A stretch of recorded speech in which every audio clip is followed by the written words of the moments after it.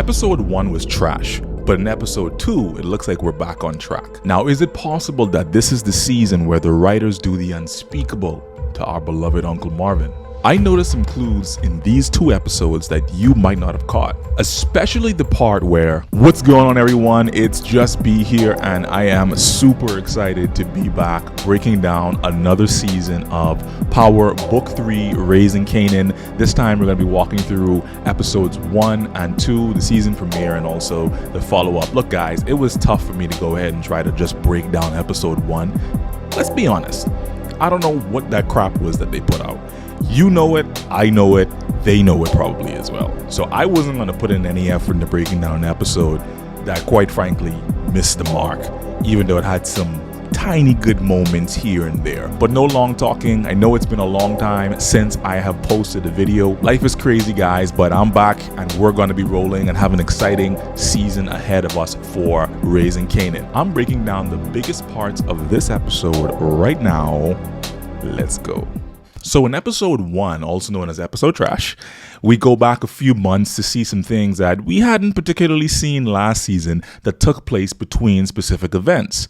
Now, I think that the writers seem to do this in order to further set up some additional context to the story for this season and also the final season, which will be season 5, which they happen to film back to back. So I believe because they have a lot more runway and they know that they're getting another season, they change some things up last minute so that they can really get the biggest bang for their buck and keep us on our toes. Now, the only problem is that it was too slow and dreary to use for a season premiere. So that was where I think it was a very bad creative decision in my opinion. But anyways, we see them explain how Unique was still alive and essentially dealing with some emotional issues due to the head trauma that he suffered. Now in episode 2, we see him laying low in the background, spying on the likes of Rock, his baby mother Panessa, and eventually taking out Andre, who was the Thomas's family attorney. Now, what's his reason for this? Well, he thinks that Rock was actually working with Ronnie and double-crossed him in order to take him off the board entirely so that she could have his territory once and for all. Now, we truly know that Rock had some feelings for Unique, and I was feeling them, man. They were my couple on the show after Rock and Symphony, where it was also revealed that between these events in episode 1, she was pregnant by him, but got it taken care of after he died. Now, where do you guys think that this story in particular is going to go between Rock and Unique? Because I know it's a little early to tell, but it's interesting. We've seen them beef all the way from the beginning of the show to now, and this sort of U-turn of events. I'm not sure where this is headed. Let me know what you guys think inside the comments. Now, we see Kanan is still moving weight following the events of the shootout in the warehouse, and apparently Crystal, whom he got pregnant in the last season, also got the baby taken care of as well. Which now begs the question, why in the span of 2 episodes do they show the same theme happen between Rock and Kanan? It's possible that we're exploring generational differences between them that will collide later on, which also may make sense when you think of the fact that Kanan is now closer and bonding with his grandmother, i.e. Rock, Lou, and Marv's mother, when they've been estranged from her a while now. So the question is, are we going to find out some other secret here that wasn't known? Let me know your thoughts inside the comments. We see Uncle Marv picking up Lulu from rehab after getting himself sober, following a near deletion experience that he had last season after being at such a low point in life. In the flashback scenes in episode 1 that happens before this, we see Lulu talking to famous' sister Jess, who you remember was his girlfriend early on in the show, that ended up moving back to California.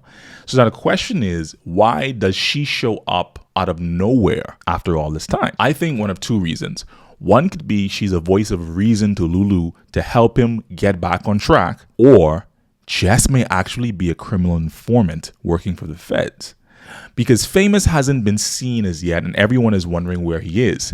We last saw him being detained for questioning his mother by Agent Tanner and Captain Baptiste in the season finale of season 3. So let me know what you guys think is going on here with Jess and Famous and Lou. But anyway, Lou settles back into life at home and in the lounge, and he's intentionally trying to find himself and make the best decisions possible, and understands that music is a part of that. So he's invited to a record label by Lowell Gelfand, who wants Lou to help him crack the hip-hop side and the hip-hop market for his label using their top talent that they have in that space, i.e.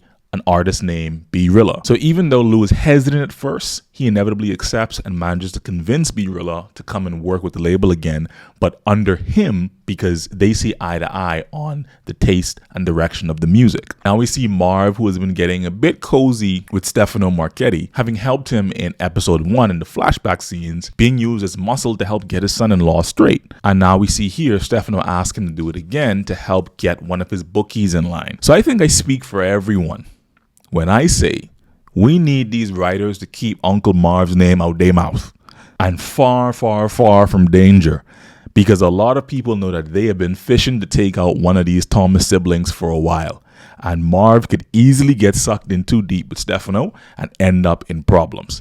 In fact, Rock doesn't even know this was happening with Stefano in the background when she's also in business with Stefano. Andre, her attorney, had to end up telling her that, to which she was shocked by, but she had to save face in the moment. So are we in for an Uncle Marv red alert situation this season? I surely hope not, but let me know what you guys think about it in the comments. Hold on real quickly. You guys want to see something crazy? Over 99% of you guys that watch my content are not subscribed. So I'm asking real quickly, if you don't mind, just hit the like button and hit subscribe real quickly. I'd love to keep on giving this content to you guys, and lets me know that people actually are interested. Feel free to do that, man. Really appreciate it a lot. Would help me out a long way in growing my small channel. Thanks. Now back to the video. Now, one of my subscribers, shout out to Ronald, who was also on my live stream for the premiere, and we talked about it. He put it out there that he's listening closely to the conversations happening on the show. And in it, he listens to the frequent mention of Elijah Thomas, who is the Thomas siblings' father, and how recently they've been speaking about him a lot more, particularly even in episode 1. So he thinks it's possible that Shirley really is drawn to Lulu because of her connection with him from back in the day, to which she alluded to early on. But that Elijah Thomas may have actually had an affair with Shirley, and that's what caused his marriage with their mother.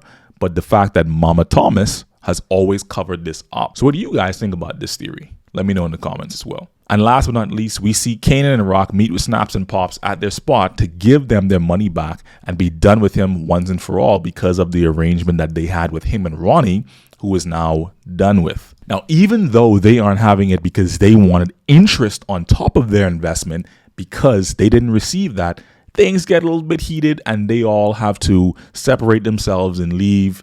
And they make it known that this is far from over. And I think at this stage, we need a whiteboard of sorts to kind of show who's a connect, who's a supplier, and who's a distros, because there's so many different lines overlapping at this stage that it can get a little bit confusing. So I think we do need to have a whiteboard session to kind of flesh that out. Let me know if that's a video you guys want me to do so we can go ahead and break that down, because even I'm getting trip up at this moment. But I do see Snaps and Pops being major antagonists this season, and to be taken more seriously. I think one thing that also confirms that is the fact that they are prominently on the poster for this season, and I don't see them listed in the main cast as yet, so we'll see how that goes. Anyways, guys, that's my breakdown and my review of episodes 1 and 2 of season 4 of Raising Kanan. Looks like we're in for something good here. Raising Kanan is my favorite of all the Power spinoffs, and I'm excited to see where this is going to go.